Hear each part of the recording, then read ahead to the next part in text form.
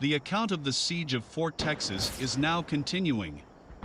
If you haven't seen part 1 of this 2-part series, click on the link in the description below. It is Sunday, May 3, 1846. On the Rio Grande's southern bank, the Mexican army under General Mejia began firing at Fort Texas, located on the opposite shore. American Major Jacob Brown hit back the Mexicans with his artillery.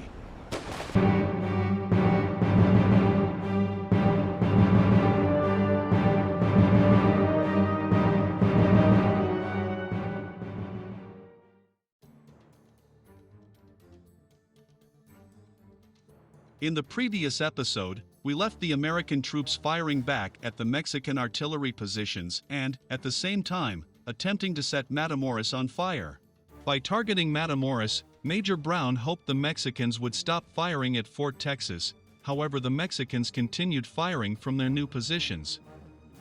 At around 11 a.m., Brown ordered the soldiers to stop shooting at the Mexicans for the remainder of the day to save ammunition. The Mexican cannons continued to fire intermittently. However, the damage on the American fort walls was minimal. Sergeant Horace Weigart, from Company B, 7th U.S. Infantry, became the first casualty of the siege. He was hit by a Mexican shot and died instantly. At the end of the day, 3 Mexicans were killed, Captains Clemente Castro and Carlos Mora, and Lieutenant Andres de Leon. Additionally, 8 more Mexicans suffered injuries. On the following days, the troops inside Fort Texas only fired back at the Mexicans on a few occasions to save ammunition. The Americans spent most of their time completing the north wall of the fort.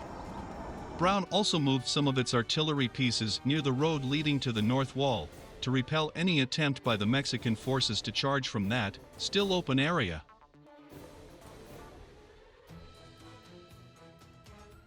At Port Isabel, the distant rumble of the raging battle on the shores of the Rio Grande could be heard. Taylor considered rushing back to Fort Texas but decided not to in order to strengthen the fortifications at Port Isabel. Taylor also wanted to gather more information on what was happening at Fort Texas before making the decision to move. He sent Captain Samuel Walker, best known as the co-inventor of the famous Walker Colt revolver, to Fort Texas to get fresh information from the fort. Additionally, Taylor sent Captain May with a company of dragoons to investigate the whereabouts of Arista's army. When Captain May returned on May 4th to Port Isabel, he informed Taylor that Arista and his army were waiting near Palo Alto. The siege continued through May 4th, with the Mexicans doing most of the firing and the Americans working on finishing the north wall of the fort. No other major incidents were reported that day. On May 5th, Walker returned to Port Isabel from Fort Texas and reported to Taylor that the men at Fort Texas were holding out well and morale was high. The same day, General Ampudia moved his brigade, consisting of approximately 1,200 men and 4 artillery pieces. He positioned his forces facing the north side of Fort Texas. Ampudia's goal was to increase the pressure on the Americans and block any communications between Brown and Taylor. The Americans shot a few cannon rounds at Ampudia's forces, but they stopped as they wanted to save their ammunition. When the Mexican army was not firing, the Americans continued to strengthen the fort's defenses. In the early hours of May 6, Mejia, from Matamoros, and Ampudia, from the north shore of the Rio Grande, resumed the shelling of Fort Texas. Ampudia requested permission from Arista to assault the fort. However, Arista did not authorize the request. Arista was expecting Taylor to march out of Port Isabel at any time, and according to Arista's battle plan, Ampudia's brigade was expected to move quickly to join and reinforce Arista's army. Arista was also afraid of a great number of casualties resulting from a direct assault on Fort Texas. At around 10 a.m., Major Jacob Brown was hit by a Mexican cannonball, and his leg had to be amputated.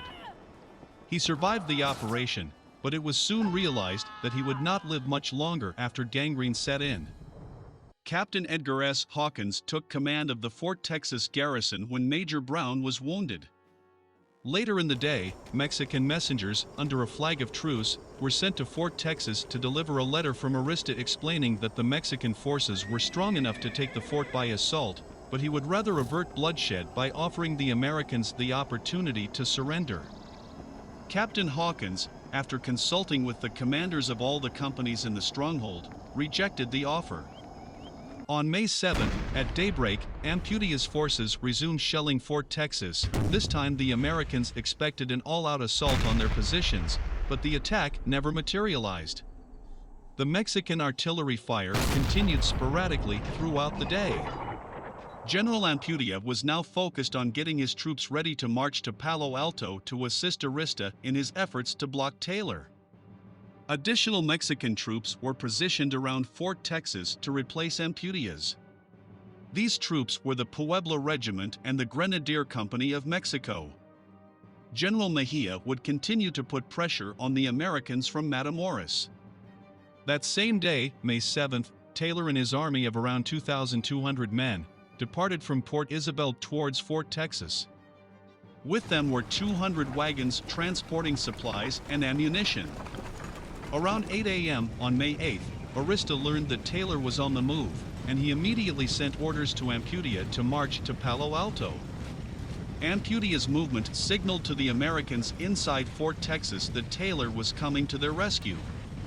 As had become routine, the Mexicans continued with the sporadic bombardment despite Amputia's swift departure. Later that day, the rumble of artillery fire could be heard in the distance. It was Taylor trying to get past Arista's army at Palo Alto. At dusk, the rumble stopped, but no American troops showed up at Fort Texas.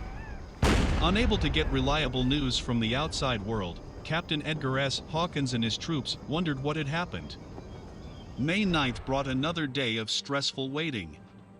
The American troops had hoped to hear the sounds of battle getting closer to Fort Texas. However, all they heard, once again, were the Mexican guns shooting at their positions. Hawkins' troops could do little in response. In the fort, rumors started to grow, some suggesting that Taylor had been defeated. To make matters worse for American morale, Major Jacob Brown finally succumbed to his wounds that day. Then, around 3 p.m., the sounds of the Battle of Resaca de la Palma could be heard much closer than the sounds of the day before. This was a good indication that Taylor had renewed his advance. The atmosphere in the fort was one of great tension and excitement. The troops knew that the battle being fought a few miles away would determine their fate. Around 5 p.m., the sound of musket fire began to move closer in their direction. Before long, they spotted large groups of Mexican troops passing by the fort, dashing for the safety of Matamoros on the other side of the Rio Grande. Before nighttime, one of Samuel Walker's Texas Rangers reached Fort Texas and delivered the news of the American victory at Resaca de la Palma. Additional American soldiers then began to arrive, confirming the news. That night, for the first time in 6 days, the Mexican guns across the river remained silent. On May 10th, Taylor's army arrived en masse at Fort Texas, bringing much-needed supplies and, above all, relieving the tired men at Fort Texas. American soldiers returning to the fort were surprised by the amount of damage created by the Mexican artillery. Many found it hard to believe the small number of casualties compared to the wreckage they could see around them. The number of American casualties during the siege of Fort Texas was 2 dead and 10 wounded. Mexican leaders reported 3 killed and 8 wounded from American artillery fire during the siege. The effect of artillery fire on the civilian population of Matamoros is unknown. The siege of Fort Texas played a major role in Taylor's campaign in northeast Mexico. Both Taylor and Arista defined their strategies based on defending or capturing the fort, respectively. The construction of the fort was a major provocation to the Mexicans, and they could not let it pass. For the Americans, the construction of Fort Texas was an important step in consolidating their claim to the Rio Grande as the border between Mexico and the United States. It also held many Mexican troops tied to the siege of the fort.